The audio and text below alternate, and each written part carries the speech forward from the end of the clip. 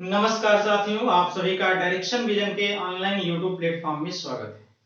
यदि आप mechanical engineering कर रहे हैं, चाहे वो डिप्लोमा उत्तर प्रदेश पॉलिटेक्निक से हो, चाहे आईआईटी से, यदि आप सेमेस्टर एग्जामिनेशन का प्रिपरेशन कर रहे हैं, उसके लिए आपको पेपर को सॉल्व करना आवश्यक होता है।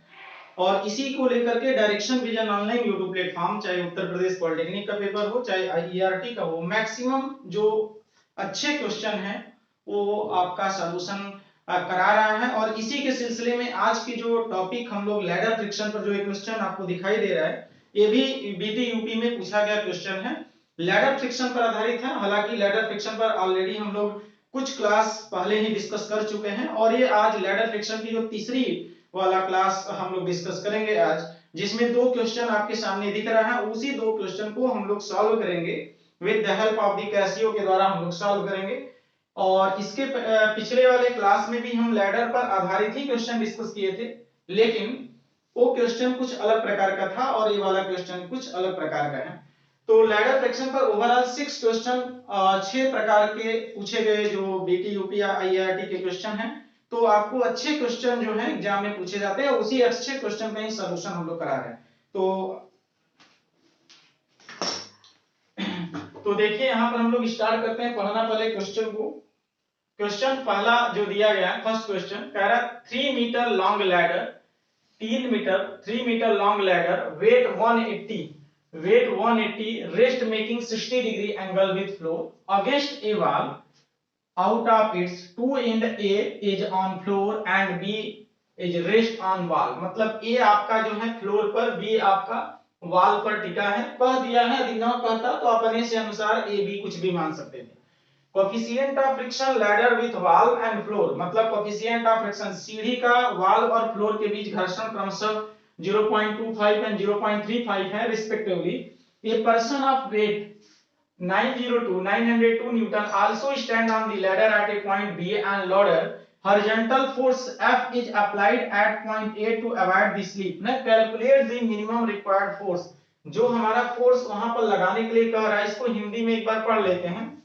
कह रहा है कि एक सीढ़ी AB जिसकी लंबाई आपका कितना दिया है, 3 मीटर है, तथा उसका भार जो है 180 न्यूटन है, यह दीवार के सहारे फर्श से 60 डिग्री का कोण बनाते हुए इस तरह टिका है कि सिरा A फर्श पर तथा सिरा B दीवार पर है। ठीक है ना, हम लोग बनाएंगे एकदम पढ़ते हुए। सीढ़ी का दीवार तथा फर्श के बीच घर्षण गुणांक 0.25 और 0.35 है। सीढ़ी के बी सिरे पर 902 न्यूटन भार का एक आदमी व्यक्ति बैठा है। फिसलने से रोकने के लिए ए पर आवश्यक न्यूनतम बल F का मान ज्ञात करना है। ये क्वेश्चन बड़ा ही अच्छा है, अलग प्रकार का है। इसको हम लोग क्वेश्चन सॉल्व करेंगे, लेकिन इसके पहले एक छोटा सा क्वेश्चन ये है, पहले इसको हम लोग हल कर लेते हैं, फिर इसको यहां से हटा देंगे, फिर उसके बाद हम लोग उसको हल कर लेते हैं। देखिए, कह रहा 13 मीटर लंबी एक सीढ़ी जिसका वजन आपका कितना है, 200 न्यूटन है, एक चिकनी दीवार के सहारे, ध्यान देना ये वर्ड जो है, चिकनी का मतलब होता है स्मूथ, चिकनी का मतलब होता है स्मूथ दीवार के सहारे इस प्रकार खड़ी है कि उसका निचला सिरा दीवार से 5 मीटर की दूरी पर है, 5 मीटर की दूरी पर आपका है। ठीक है ना, सीढ़ी और फर्श के मध्य घर्षण गुणांक 0.3 है, तो सीढ़ी संतुलन में है, आपको दिखाना है। जैसे हम लोग इसको थोड़ा सा पढ़ते हुए इसका फिगर डायग्राम ड्रा करते हैं। देखिए, कह रहा है कि 13 मीटर लंबी, पहला तो हम लोग एक फ्लोर बनाते हैं और एक फ्लोर और एक क्या बनाएंगे, एक फ्लोर और एक वर्टिकल वॉल बना दिए। तो ये हमारा, इसको हम क्या बोलते हैं, तो कहेंगे ये वर्टिकल वॉल है, वर्टिकल वॉल ऊर्ध्वाधर दीवार, और ये वाला इसको हम बोलते हैं हॉरिजॉन्टल फ्लोर, हॉरिजॉन्टल फ्लोर ये है। ठीक है ना, फिर कह रहा है कि एक चिकनी दीवार, मतलब यहां पर ये हमारा स्मूथ है, ये क्या है, स्मूथ का मतलब आपका चिकना है। यदि हम लोग जैसे मान लेते हैं कि यह बिंदु ए है और ये बिंदु बी है, यहां पर मान लेंगे कि यह आपका सीढ़ी जो है ए बी है, कुछ भी मान लेंगे, और मान लेंगे ये, मतलब AC जो है वॉल है और BC जो है आपका फ्लोर है, और इसी फ्लोर के बीच में ये जो सीढ़ी हम लोग क्या किए रखा गया, ये मान लीजिए कि यह सीढ़ी है। ओके, ये हम लोग क्या मान लिए, ये आपको मान लेना है कि यह एक सीढ़ी है। ओके, यह एक सीढ़ी है, तो हम लोग इस सीढ़ी को मान लिए। ठीक है ना, सीढ़ी जो 13 मीटर लंबी है, तो हमने इसका लंबाई जो है 13 मीटर यहाँ पर दर्शा दी। यह 13 मीटर लंबी सीढ़ी है। ओके, ठीक है। तो 13 मीटर लंबी सीढ़ी जिसका भार वजन है, जो वजन इसका है, तो जाहिर सी बात है इसका भार एकदम बीचों बीच कार्य करता है। मान लेंगे इसका वेट कितना बोला है, 200 न्यूटन है, तो 200 न्यूटन हम लोग इसको मान लेंगे, 200 न्यूटन हो गया। ओके, अब हम बात करते हैं, इसको दिखाएंगे कि अब इसमें जो गिवन दिया है, जैसे गिवन डेटा क्या क्या दिया है, जैसे हमारे पास सॉल्यूशन जब करेंगे, सॉल्यूशन जब करना है तो यहाँ पर पहला हम लोग गिवन लिख लेते हैं ना। देखिए इंग्लिश वाला चाहे तो हम मिटा दें, ताकि अब क्वेश्चन एक तो हम देख लें, 13 metre long ladder weight of 200 newton resting on floor at 5 metre from base of wall against a smooth vertical wall, calculate the coefficient of friction between the ladder and floor 0.3 है। सो ladder is equilibrium, आपको दिखाना है कि ladder equilibrium में है। तो इस वाले इंग्लिश वाले पोर्शन को हम लोग मिटाते हैं ताकि हल करने में स्पेस मिल जाए, और इसी के सहारे हम लोग क्वेश्चन को हल करेंगे। देखिए, ठीक है ना, ये आपका बीपी यूपी में पूछा गया है। इसको हल करने के लिए, प्रारंभ में हम सॉल्यूशन पहले लिखेंगे। जैसे हमने यहाँ पर सॉल्यूशन लिख दिया, सॉल्यूशन के बाद जो भी इसमें गिवन वगैरह होगा, जो गिवन डेटा होगा उसको हम नोट कर लेंगे, ठीक है ना। जैसे हमने इसमें गिवन डेटा, जैसे स्टेप फर्स्ट में या स्टेप नहीं करते हैं तो गिवन डेटा पहले लिख लेते हैं। तो हमने कहा गिवन डेटा जो दिया गया है सब कुछ यहाँ पर नोट कर लेंगे। तो गिवन डेटा में क्या क्या दिया है, गिवन डेटा में जैसे पहला दिया है हमारा सीधी लैडर है, तो लैडर यानी ए बी जो है वो कितना मीटर है, तो कहेंगे ये आपका 13 मीटर है। ओके, तो ये आपका 13 मीटर है। इसका वेट कितना है, कहेंगे डब्ल्यू आपका 200 न्यूटन है। एकदम अच्छे से लगाना है इसको। इसका निचला सिरा जो दीवार से 5 मीटर की दूरी पर है, मतलब यहां से जो ये वाला दूरी है ये आपका 5 मीटर है। यहां से लेकर के यहां तक ये दूरी कितना है, 5 मीटर। मतलब यहां पर हम लोग BC की वैल्यू कितना लिखेंगे, 5 मीटर। हो गया 5 मीटर। बाकी तो कुछ दिया नहीं है, ठीक है। दिखाना है कि आपको सीढ़ी संतुलन में है, लेकिन यह आपका ध्यान देना कि जब सीढ़ी हम वेट लगाएंगे तो सीढ़ी फ्लोर पर दबाएगा, तो जाहिर सी बात है फ्लोर पर एक रिएक्शन आएगा। मतलब हमारे पास एक यहाँ का एक रिएक्शन आएगा जिसका नाम है RB, और यहाँ भी एक रिएक्शन आएगा जिसका नाम रहेगा RA। मतलब RA यहाँ का रिएक्शन और RB यहाँ का रिएक्शन। जब सीढ़ी ट्राई टू स्लिप, मतलब स्लिप होने की पॉसिबिलिटी रखता है, तो इधर एक फ्रिक्शन फोर्स कार्य करेगा, इधर एक फ्रिक्शन फोर्स जरूर कार्य करेगा, क्योंकि अब बिंदु बी पर, इसलिए हम लोग इसका नाम देंगे FB। क्योंकि फ्रिक्शन फोर्स इधर की तरफ काम करेगा, इसलिए यहाँ का भी फ्रिक्शन फोर्स ऊपर की तरफ FA कार्य करेगा। लेकिन आप जानते हैं कि फ्रिक्शन फोर्स F बराबर होता है म्यू इंटू आर, ठीक है ना। यदि ये हम म्यू ए करते हैं तो यहाँ पर FA, तो यहाँ पर ऐसे हो जाएगा। लेकिन चूंकि यहाँ पर म्यू ए का मान 0 है क्योंकि स्मूथ है, बट यहाँ का म्यू बी आपका 0 नहीं है। ये कितना वैल्यू इसका दिया गया है, 0.3 है। मतलब 0 के बराबर नहीं है, बल्कि इसका वैल्यू 0.3 दिया गया है। मतलब यहाँ पर FA का मान तो 0 है, बट FB का मान यहाँ पर 0 नहीं है। हमारे पास टोटल कितने फोर्स इस पे कार्य कर रहे हैं, देखिए RA लग रहा है, RB लग रहा है, W लग रहा है, FA लग रहा है। तो कह रहा है कि आप दिखाओ कि सीढ़ी इस कंडीशन में संतुलन में है। देखिए जब डेटा मालूम करना होता है तो वो लगाना आसान होता है, आपको आंसर भी मिल जाता है, आपको महसूस हो जाएगा कि आंसर हमारा इतना आ रहा है। लेकिन इसमें आपको दिखाना है, आपको कंडीशन बताना है कि सीढ़ी इक्विलिब्रियम में है कि नहीं है। तो हम ऐसा क्या करेंगे, ध्यान देना इस बात का कि हम हमेशा एक बात का ध्यान रखेंगे कि सीढ़ी वाला जब भी न्यूमेरिकल हम सॉल्व करते हैं, हमारे पास 3 इक्विलिब्रियम कंडीशन होते हैं। एक आपका होता है, एक आपका सिग्मा V बराबर 0, सिग्मा H बराबर 0, सिग्मा M बराबर 0। मतलब total vertical force is equal to 0, total horizontal force is equal to 0, और टोटल किसी एक बिंदु के about moment is equal to 0। तो पहला हम लोग यहाँ पर म्यू की वैल्यू दिया है, उसको भी गिवन लिख लेते हैं।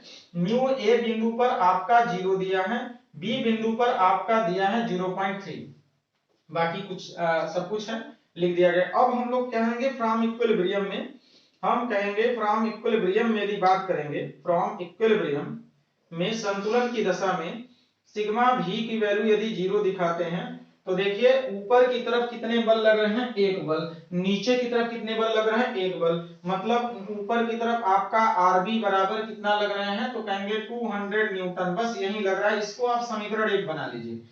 आगे चलते हैं, सिग्मा भी बराबर 0, तो दूसरा कंडीशन होता है, पहला तो हम लोग कहे हो गया, सेकेंड होता है सिग्मा एच बराबर 0 हॉरिजॉन्टल को, जैसे हमने यहाँ पर लिखा कि सिग्मा भी बराबर 0, तो आपने ये दिखा दिया सिग्मा एच बराबर 0। तो आप देखिए दाहिने तरफ जो जो बल जा रहे हैं उसको लिखिए, तो कौन कौन से बल जा रहे हैं, कहेंगे आर ए जा रहे हैं इधर की तरफ, अपनी तरफ कौन कौन से फोर्स आ रहे हैं, कहेंगे एफ बी फोर्स आ रहा है। तो हम कहें कि यहाँ से एफ बी का आप फोर्स इधर लिख देंगे, तो एफ बी हो गया। क्योंकि आप जानते हैं कि एफ बी बराबर क्या होता है, तो कहेंगे mu B into R B, ठीक है ना, आप यहाँ रख देंगे, तो mu B into R B हमने यहाँ रख दिया। म्यू बी की वैल्यू यहाँ से रखेंगे 0.3, आर बी की वैल्यू समीकरण 1 से, फ्रॉम इक्वेशन फर्स्ट से आर बी की वैल्यू जो रखा जाएगा 200 न्यूटन रख दिया गया। अब बताइए यहाँ पर 200 कर दिए ना, तो ए आपका कितना हो जाएगा, आर ए की वैल्यू ए हो जाएगा 3 दूना 6 60 न्यूटन आपका हो गया आर ए की वैल्यू, ठीक है ना। तो हमको आर ए की वैल्यू और आर बी की वैल्यू निकल गया। अब हमको क्या करना है, सिंपल सा, हमको फिर से एक लिखना है सिग्मा एम बराबर 0। सिग्मा एम बराबर 0 का मतलब होता है एंटी क्लॉकवाइज मोमेंट बराबर क्लॉकवाइज मोमेंट किस बिंदु पर लेते हैं। आप एक बात ध्यान रखेंगे, जिस बिंदु पर सबसे ज्यादा वैल्यू दिया हो या एंगल पूछा गया हो, उस बिंदु के अबाउट आप मोमेंट 0 दिखाना है। तो देखिए यहाँ पर एफ ए का मान तो 0 हो गया, बस आर ए की वैल्यू है, इसके अबाउट मत लीजिए। यहाँ पर दो बल है लगा है, इसके अबाउट ले लेंगे, मतलब एम बी के about anti clockwise moment, M B के अबाउट क्लॉकवाइज मोमेंट आराम से कर देंगे। तो 0 न दिखाने का मन हो तो यहाँ पर ऐसे लिख देंगे M B anti clockwise moment, M B clockwise moment बराबर करना है। तो बताइए इस बिंदु पर, जब इस बी बिंदु पर, बी पॉइंट पर यदि मोमेंट लेंगे तो आरबी भी इसी बिंदु पर लगा है, एफबी भी इसी पॉइंट पर लगा है, इसलिए इन दोनों का बिंदु बी के अबाउट मोमेंट आपका 0 होगा, क्योंकि बल की क्रिया रेखा के किसी बिंदु पर उस बल का आघूर्ण का मान 0 होता है, ठीक है ना, यह मोमेंट की प्रॉपर्टी हो गया। अब बचा हमारे पास ए फोर्स, और ए फोर्स ए ऑलरेडी 0, मतलब दो फोर्स का बिंदु इस पे अबाउट मोमेंट लेना है। अब यहाँ के अबाउट आप देखिएगा तो आपका ए बल की क्रिया रेखा है, ए आपका बल की क्रिया रेखा है, तो बोलते हैं फोर्स इनटू क्रिया रेखा से बिंदु के परपेंडिकुलर दूरी, तो यहां से परपेंडिकुलर दूरी मतलब ए वाला दूरी, आर ए इंटू ए सी जो घुमाएगा, मतलब आर ए इंटू ए सी जो होगा वो किस डायरेक्शन में लगेगा, वो कहेंगे कि क्लॉकवाइज में लगेगा। तो देखिए क्लॉकवाइज की तरफ हम लोग लिख देते हैं आर ए इंटू ए सी, ठीक है, हो गया आर ए इंटू ए सी। फिर हम कहेंगे क्या, हमारे पास ए वैल्यू लगा है डब्ल्यू वाला, तो यहां पर जैसे मान लीजिए कि यह बिंदु डी है और ये बिंदु ई है, यह इसकी क्रिया रेखा है, ये बल की क्रिया रेखा है, तो force into perpendicular distance between the line of action to the point about moment to be taken, मतलब बल की क्रिया रेखा से उस बिंदु के लंबवत दूरी को हम लोग गुणा करते हैं, तो ये वाला दूरी है, ये पूरा 5 मीटर है, तो इसका आधा हो जाएगा 5/2। तो यहाँ पर जो ए वाला मोमेंट क्रिएट करेगा या एंटी क्लॉकवाइज में करेगा, लेकिन कितना करेगा, 200 इंटू डिस्टेंस आपका जो होगा वो 5/2 का होगा, इसलिए यहाँ पर हम लोग क्या लिखेंगे, 200 इंटू 5/2।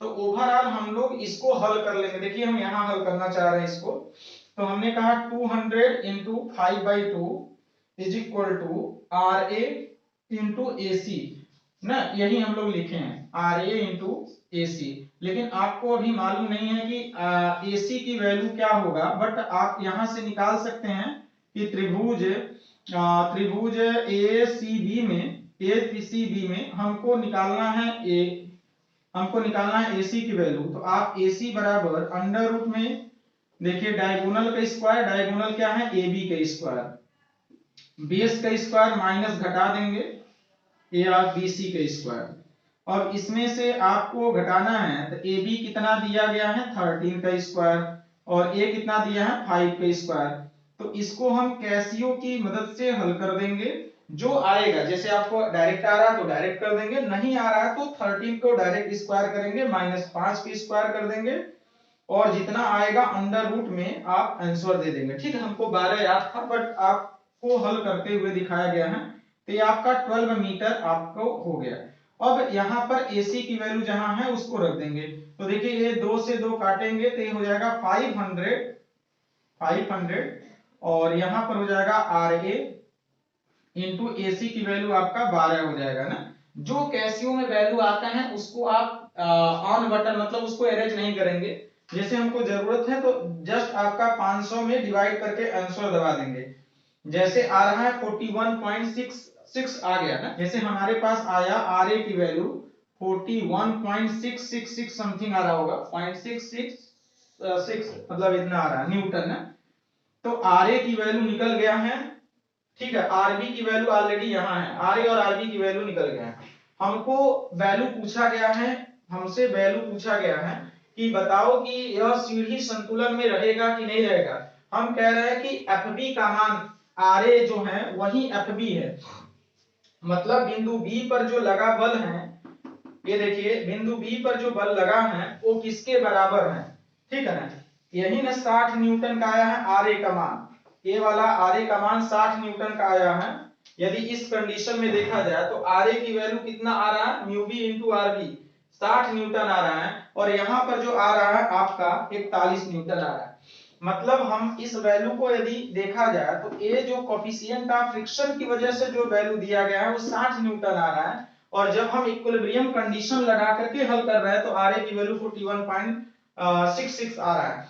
तो आप बताइए कि ए वैल्यू ज्यादा है कि इससे वैल्यू ज्यादा है। तो हमने यहाँ पर दिखाया ना कि ये दोनों ही वैल्यू आपका FB है, FB और RA एक दूसरे के बराबर है। तो कहने का मतलब ये है कि इक्विलिब्रियम करने के लिए आवश्यक जो मिनिमम फोर्स हमारे पास है वो 41.66 है, ये है। लेकिन हम कह रहे हैं कि कितना उसको मतलब कितना आपका आ रहा है कोफिशिएंट ऑफ फ्रिक्शन की वजह से कितना दिया गया है। तो कोफिशिएंट ऑफ फ्रिक्शन की वजह से जो दिया गया है FB बराबर जो मेन वैल्यू है FB बराबर वो आपका होता है म्यू बी इंटू RB। जब म्यू बी इंटू RB से हम हल कर रहे हैं यहाँ से, तो आपका इसकी वैल्यू 60 न्यूटन आ रहा है, मतलब 60 न्यूटन आ रहा है एक्चुअल में। मतलब बी बिंदु पर कोफिशिएंट ऑफ फ्रिक्शन जो आ रहा है वो आपका 60 न्यूटन आ रहा है, और बी बिंदु पर इसको संतुलन में रखने के लिए जो हमारे पास रिएक्शन आ रहा है RA का मान इधर की वैल्यू आ रहा है उतना ही इधर की वैल्यू आ रहा है, उसको जबकि संतुलन में रखने के लिए वो 41 ही इतना ही चाहिए। ध्यान देना FB का मान कोफिशिएंट ऑफ फ्रिक्शन इतना लग रहा है 60, जबकि RA जो इधर की तरफ रिएक्शन आ रहा है वो कितना आ रहा है, हॉरिजॉन्टली रिएक्शन कितना आ रहा है RA का मान 41.66। तो आ रहा है मतलब कमी, जैसे यानी इस सीढ़ी के भार की वजह से जो रिएक्शन आ रहा है वो आपका 41.66 आ रहा है, लेकिन इसको संतुलन में जो यहाँ पर करना है ये वाला वो आपका ज्यादा आ रहा है कोफिशिएंट ऑफ फ्रिक्शन की वजह से, इसलिए सीढ़ी हमारा संतुलन। हम कह सकते हैं कि RA का मान FB से कम है और इसलिए हमारा सीढ़ी संतुलन में होगा, सीढ़ी संतुलन में होगा। ठीक है ना, तो ओवरऑल इसमें ज्यादा कंफ्यूज नहीं होना। यदि हम इसको अभी हल ना करते, यहाँ पर हल ना करते, बस RA बराबर FB दिखा देते, तो RA का मान जो भी वहां से हम लोग निकालते वहां वाले यहाँ से, तो यहाँ से RA की वैल्यू निकाल देते, बाद में FB की वैल्यू निकाल देते with the help of RB से, तो कुल मिलाकर के इसका 60 है। तो जब इसकी वैल्यू 60 आ रहा है और इसकी वैल्यू 41.66 आ रहा है, तो जाहिर सी बात है कि जो कोफिशिएंट ऑफ फ्रिक्शन के द्वारा आ रहा है उसकी वैल्यू ज्यादा है, और यहाँ पर रिएक्शन जो सीढ़ी भार लगा रहा है उसके कारण जो रिएक्शन आ रहा है उसकी वैल्यू कम है, तो सीढ़ी स्लिप होने की कोई चांस नहीं है। हाँ, यदि इसकी वैल्यू ज्यादा आ जाता, इसकी वैल्यू जैसे 60 से ज्यादा आ जाता, जैसे मान लीजिए 65 आ जाए 80 आ जाए, तो समझ लीजिए सीढ़ी स्लिप कर जाएगा, क्योंकि इसको संतुलन करने के लिए यहाँ पर आवश्यक आपको क्या होना चाहिए, आवश्यक फ्रिक्शन फोर्स होना चाहिए। फ्रिक्शन फोर्स का मान अधिक होना चाहिए। ऐसे आप समझिए कि यदि कोई बॉडी है और बॉडी को आप स्लाइड कराना चाहते हैं, तो एक समय आप मान इसका बढ़ाते जाएंगे बढ़ाते जाएंगे बढ़ाते जाएंगे, फ्रिक्शन फोर्स का मान बढ़ता जाएगा, लेकिन एक समय ऐसा आएगा कि फ्रिक्शन फोर्स और ये दोनों बराबर हो जाएगा। लेकिन जैसे ही आप वाई बल का मान फ्रिक्शन फोर्स से अधिक लगा देंगे या बॉडी तुरंत मूव कर जाएगा। तो कहने का मतलब संतुलन में कब तक रहेगा, संतुलन में तभी तक रहेगा जब P का मान या तो F के बराबर हो या तो P का मान F से कम हो। तो ये संतुलन में तभी तक रहेगा जब आर ए का मान या तो एफ के बराबर हो, मतलब एफ बी के बराबर हो, या आर ए का मान एफ बी से कम हो। ठीक है ना, तो आर ए का मान एफ बी के बराबर या कम होगा तो यह आपका संतुलन में रहेगा। जैसे ही आर ए का मान एफ बी से ज्यादा हो जाएगा ये सीढ़ी तुरंत स्लिप कर जाएगा। तो जब भी ऐसा क्वेश्चन पूछता है ना, तो यहाँ पर जो फ्रिक्शन दिया रहता है उस फ्रिक्शन के द्वारा कोएफिशिएंट ऑफ फ्रिक्शन निकालिएगा, इधर की तरफ कार्य करेगा, और इधर की तरफ जो जितना बल कार्य कर रहा है उसको निकालेंगे। यदि इधर की तरफ बल जो लग रहे हैं वो आपका कम है कंपैरिजन टू इधर वाले से, तो कहेंगे हमारा सीढ़ी संतुलन है। तो ये हम लोग का पहला क्वेश्चन हो गया। ठीक है ना, और आगे वाला क्वेश्चन इसके बाद देखें। चलिए आगे वाला क्वेश्चन भी बहुत महत्वपूर्ण है, इसको हम मिटाते हैं। क्वेश्चन को मिटाने के बाद हम लोग पहले वाले क्वेश्चन पर फोकस करेंगे, क्योंकि इसको हम ऑलरेडी पढ़ चुके थे, बट एक बार पढ़ते हुए फिगर को हम ड्रा करेंगे। देखिए कह रहा है कि एक सीढ़ी ए बी 3 मीटर लंबी है। ठीक है ना, पहले हम लोग एक सीढ़ी बनाते हैं जो फ्लोर और वर्टिकल वॉल के बीच में टिका है। तो हमने यहाँ पर एक फिगर बना दिया। ओके, और ये आपका जो है वर्टिकल वॉल है, वर्टिकल वॉल, और इसको हम हॉरिजॉन्टल फ्लोर बोल देंगे, हॉरिजॉन्टल फ्लोर। और इन्हीं के बीच में हम सीढ़ी लगाएंगे। तो यहां पर हम लैडर लगा दिया गया। ओके, ये हमने क्या लगा दिया, लैडर।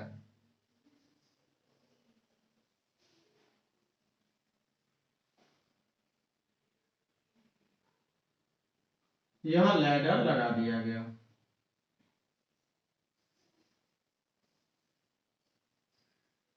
ठीक, अब लैडर लगा दिया। अब जैसे कह रहा है कि एक 3 मीटर लंबी सीढ़ी, अब ए और बी किसका नाम रखेंगे अभी पता नहीं है इसको, पहले इसका भार जो है 180 न्यूटन है। ठीक है, यदि इसका भार दिया है तो एकदम बीचों बीच हम लोग 180 का लगाएंगे। यहाँ पर देख लेंगे 180 लगा देंगे, 180 न्यूटन लगा दिया, 180 न्यूटन लगा दिया। यह दीवार के सहारे फर्श से 60 डिग्री, अब यहाँ पर हम 60 डिग्री का कोण बना देंगे।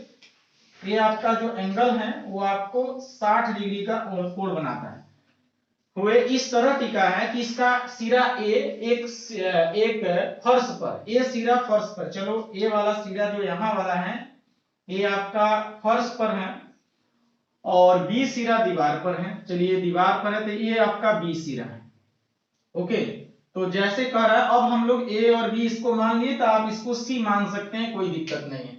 ठीक है, इसको एक बार 3 metre long ladder AB, weight 180 newton, rest making 60 degree with floor, 60 degree with floor against a wall out of its two end, A is on floor, A floor पर है, and B is the rest on wall, B आपका wall पर rest है। Coefficient of friction ladder with wall and floor, wall and floor, तो wall मतलब यहां पर दिया है ना, तो इसको हम लोग यहां पर लिख देते हैं कि ये म्यू बी का मान जो दिया है 0.25, और यहां पर होगा म्यू ए का मान जो दिया होगा 0.35 दिया है। ठीक है ना, सीढ़ी का दीवार से, सीढ़ी का फ्लोर से जो कोएफिशिएंट ऑफ फ्रिक्शन जो दिया है, देखिए सीढ़ी का दीवार से तथा फर्श के बीच घर्षण गुणांक क्रमशः दिस एंड दिस है। सीढ़ी के बी सिरे पर जो 902 न्यूटन का भार का एक व्यक्ति बैठा है। चलो ये व्यक्ति भी चढ़ गया है इस पे, तो आप एक व्यक्ति का वेट देखिए, यहां पर हमने एक व्यक्ति को बैठाते हैं।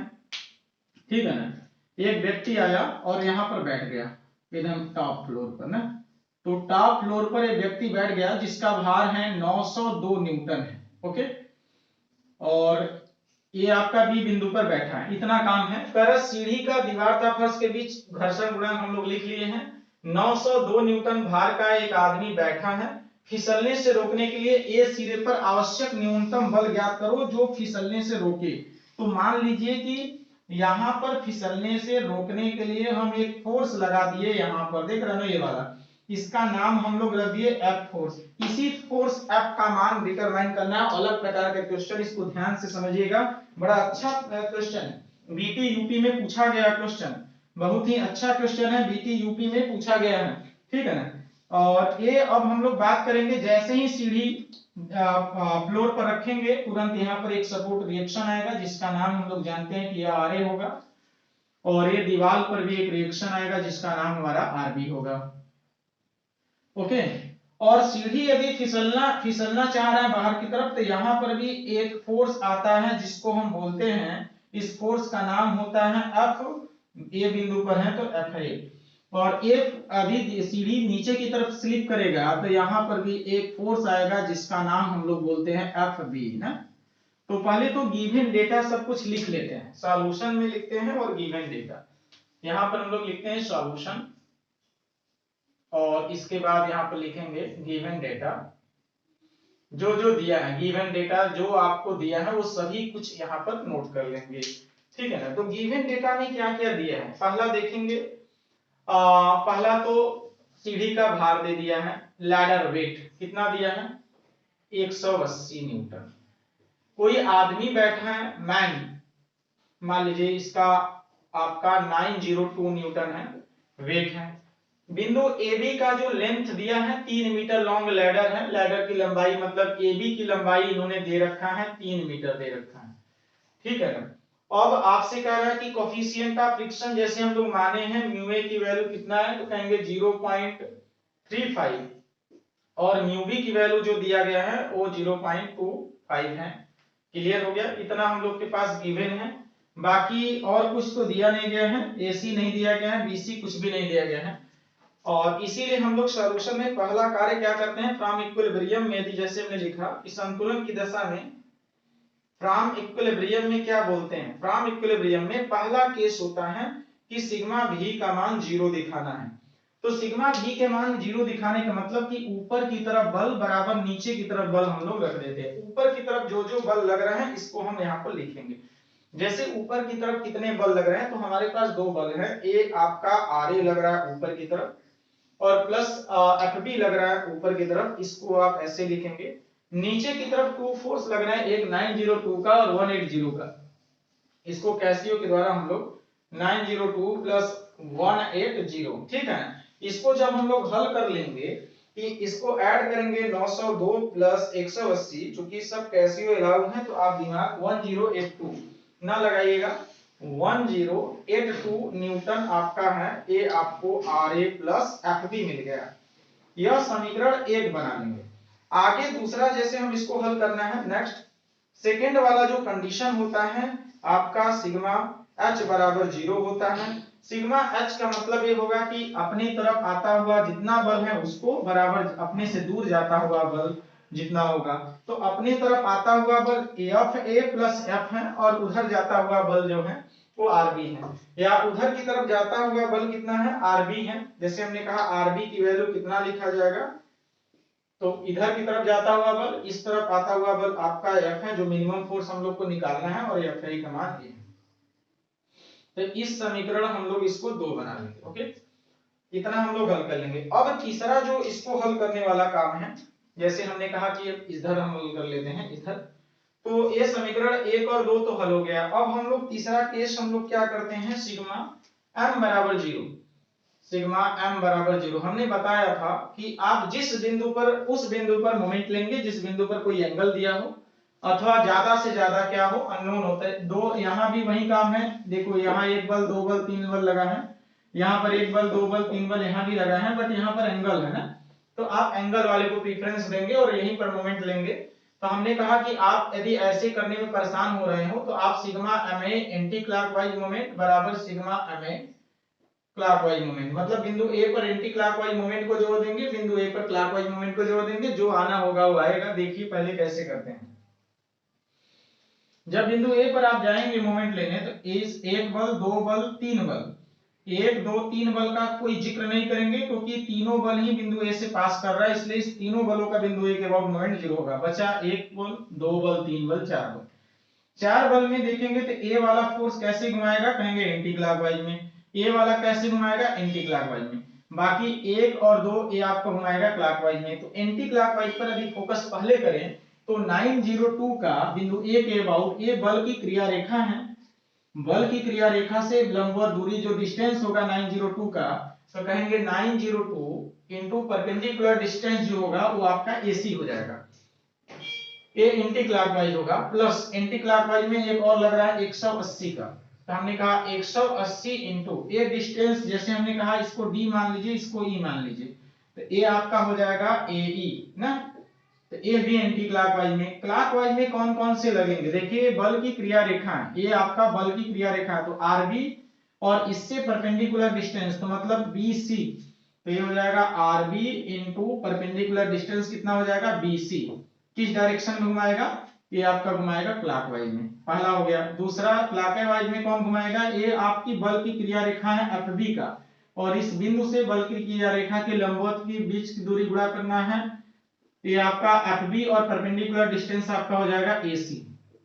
ओके, तो ए वाला हम लोग लिख लिए, तो कोई प्लस माइनस करने की जरूरत नहीं है, आप डायरेक्ट आप एंटी क्लॉकवाइज क्लॉकवाइज मूवमेंट वाला सिस्टम कर लेंगे। अब देखिए सभी को हम यहाँ पर फिट करेंगे कि सभी की वैल्यू हम डिटरमिनेशन करेंगे, ठीक है ना। हमारे पास एंगल दिया है, अब आप एक काम करना है कि आप चाहेंगे BAC में एक बार आप cos ऑफ 60 डिग्री लगा देंगे, cos ऑफ 60 डिग्री ना, तो आपको मिलेगा बेस अपान डायगोनल, तो AC अपान AB। अब AC की वैल्यू यहां से निकाल लीजिए, AC बराबर AB cos ऑफ 60 ना। फिर इसी प्रकार से सिमिलरली यदि हम बात करें तो sin 60 बराबर भी लगा दीजिए, तो ये हो जाएगा लंब यानी परपेंडिकुलर, यानी ये हो जाएगा BC अपान AB। और इसके बाद BC की वैल्यू जो हो जाएगा वो AB sin ऑफ 60 हो जाएगा, ये आप रखेंगे। एक चीज और यहाँ पर ध्यान देंगे कि जो वैल्यू हमारा है ये जो 180 डिग्री 180 न्यूटन काम करता है, ये बीच में कार्य करेगा, मतलब इसका CE और AE के बराबर होगा, और इसकी जो वैल्यू होगा वो सीधा सीधा रखेंगे AC/2, तो ये आपका हो जाएगा। ओके, तो अब हम एक एक वैल्यू को पुट करते हैं, जैसे यहाँ पर है 902 इंटू AC की वैल्यू कितना है AB cos थीटा, AB हमने रख दिया cos थीटा प्लस 180 रख दिया। AE की वैल्यू कितना है, देखिए AE की वैल्यू AC/2 है, और जबकि AC की वैल्यू AB cos थीटा, इसलिए हम डायरेक्ट रखेंगे AB cos थीटा अपान 2 कर देंगे, बराबर RB कितना है, RB रख देंगे, इंटू BC की वैल्यू रखा गया है AB sin ऑफ 60, हो गया AB sin 60 प्लस FB की जगह पर आप रख देंगे म्यू B इंटू RB, और बचा है इसमें आपका AC की जगह रखेंगे AB cos ऑफ 60, सब वैल्यू पुट कर दिया गया। देख लीजिए अब इसमें देखिए क्या होता है, आप देखिए AB यहां भी है, इस टर्म में भी है, इस टर्म में भी है, इस टर्म में, इस टर्म में, हम AB को कैंसिल कर देंगे दोनों पक्षों में कॉमन लेकर के। अब जो बचा है उसको आप नोट कर लेंगे, जैसे 902 इंटू cos ऑफ 60 प्लस इसको हम काटेंगे 90 into cos of 60 is equal to RB, देखिए यहां पर भी है, RB यहां पर है, कॉमन ले लीजिए पहले RB, बचेगा sin ऑफ 60 प्लस, और म्यू बी की वैल्यू देखिए यहां से दिया गया है, म्यू बी की वैल्यू 0.25, ये आपका दिया है 0.25 इंटू cos ऑफ 60। ओके, अब हमको RB की वैल्यू यहां से निकाल लेंगे, RB बराबर क्या हो जाएगा, पूरा ये वैल्यू, जैसे 902 into cos of 60 plus 90 into cos of 60, या एक मिनट इसको हम कॉमन लेकर के ऐसे लिख दे, 902 प्लस 90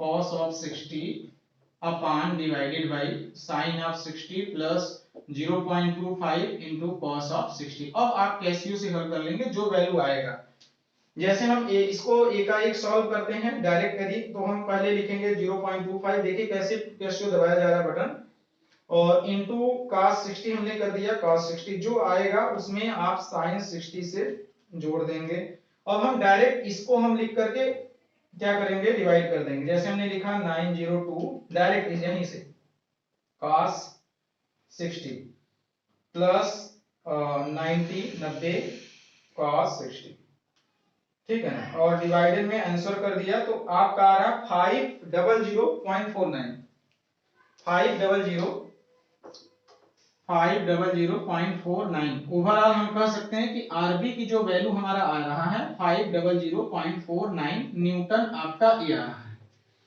तो आरबी की वैल्यू आ गया, ठीक है ना, आरबी की वैल्यू आ गया। हम लोग आरए की वैल्यू यहां से पहले निकाल लेंगे, यहां से देखिए आरए की वैल्यू हम यहां से निकाल लेंगे। ओके, तो हम यहां से कहेंगे पहले कहना है कि फ्रॉम इक्वेशन फर्स्ट, जैसे हमने कहा फ्रॉम इक्वेशन फर्स्ट से यहां से फ्रॉम इक्वेशन फर्स्ट क्या है, जैसे हमारा है R A plus F B is equal to 1082, लेकिन आप इसको कैसे लिखेंगे, लिखेंगे R A plus mu B into R B is equal to 1082। ये देखिए म्यू बी की वैल्यू 0.25 इंटू आर बी की वैल्यू है 500.49 बराबर 1082। ये आपका आर ए की वैल्यू, तो आर ए की वैल्यू कितना आएगा ये आपको कैलकुलेट करना है ना। तो देखिए इसको आप ऐसे रहने दिया करिएगा ना, ये नहीं तो आंसर में थोड़ा बहुत वेरिएशन होता है। जैसे हमने कहा डायरेक्ट हम इसमें 0.25 से मल्टीप्लाई कर दिया तो इसकी वैल्यू आ गया, और 1082 में 1082 से आप डिवाइड अरे वो घटाएंगे, माइनस का साइन लगा के आंसर दबाएंगे तो आपका आ रहा है 956.86 956.87 न्यूटन। ये आपका आर ए की वैल्यू आ गया। अब हमको आर ए की वैल्यू आ गया, हमको निकालना है एफ बी की वैल्यू ना।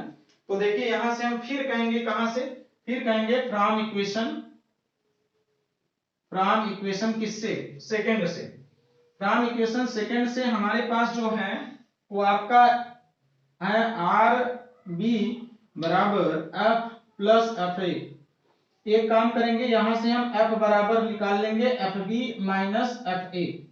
अब इसको हम एफ बी की वैल्यू निकाल लेंगे, एफ बी की वैल्यू जैसे यहां पर देखिए हमारे पास है आरबी की वैल्यू, आरबी की वैल्यू निकला है, यहां रख दीजिए, जैसे निकाल लिए 500.49 minus mu A into R A, तो 500.49 माइनस म्यू ए 0.35।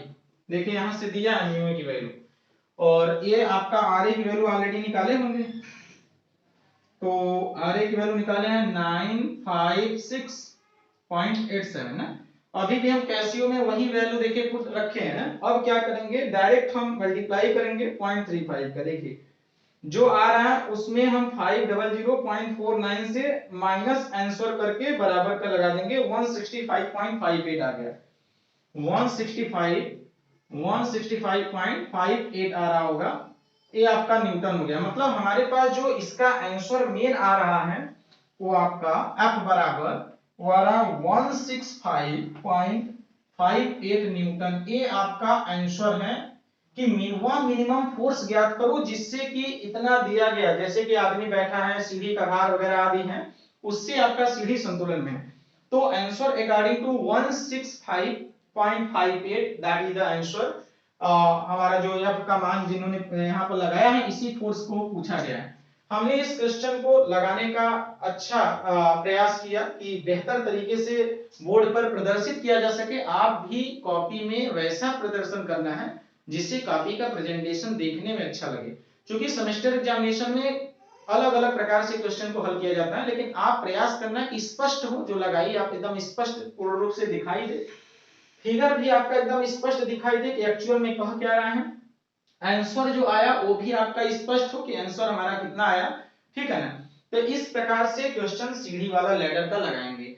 ऑलरेडी हम लोग कई क्वेश्चन सीढ़ी का सॉल्व किए हैं पीछे वाले में, लेकिन आज दो क्वेश्चन अलग प्रकार का था तो हमने सोचा कि ये वाले क्वेश्चन भी आपको बता दिया जाए। बाकी पेपर सॉल्यूशन के पॉइंट ऑफ व्यू से देखें तो मैकेनिकल इंजीनियरिंग का मैक्सिमम सब्जेक्ट का हमारे इस डायरेक्शन विजन के चैनल पर पेपर सॉल्यूशन हुआ है। आप इस चैनल पर विजिट करेंगे, प्ले स्टोर में जाएंगे, आप अपने अनुसार आप देखेंगे कि कौन से सब्जेक्ट को आप पढ़ना चाहते हैं उसके अनुसार सेलेक्ट करेंगे। यदि कोई आपको लाइव क्लास अटेंड करना चाहते हैं तो चैनल को सब्सक्राइब कर लेंगे, जैसे ही लाइव क्लास का नोटिफिकेशन आपके पास पहुंचता रहेगा, जैसे क्लास हम लोग यहाँ लगाएंगे तुरंत आपके पास नोटिफिकेशन पहुंच जाएगा। यदि आप हमसे ज्वाइन करना चाहते हैं तो ज्वाइन भी बटन ऑन करके आप ज्वाइन भी कर सकते हैं, आप स्वेच्छा से जो भी लोग ज्वाइन करना चाहते हैं, क्योंकि कुछ बेनिफिट हम ज्वाइन वाले भी स्टूडेंट को देंगे, जैसे कहीं मॉडल पेपर का प्रेजेंटेशन हो, मॉडल पेपर मतलब डिस्कस कराना हो उत्तर प्रदेश पॉलिटेक्निक का या आईआरटी का, तो हो सकता है वो सिर्फ और सिर्फ जो लाइव स्ट्रीमिंग हो वो सिर्फ ज्वाइन वाले ही उसमें अटेंड हो सके, तो ऐसा भी हो सकता है। तो जिसका भी स्वेच्छा से यदि है तो ज्वाइन कर सकता है हमारे डायरेक्शन विजन के ऑनलाइन यूट्यूब प्लेटफॉर्म को।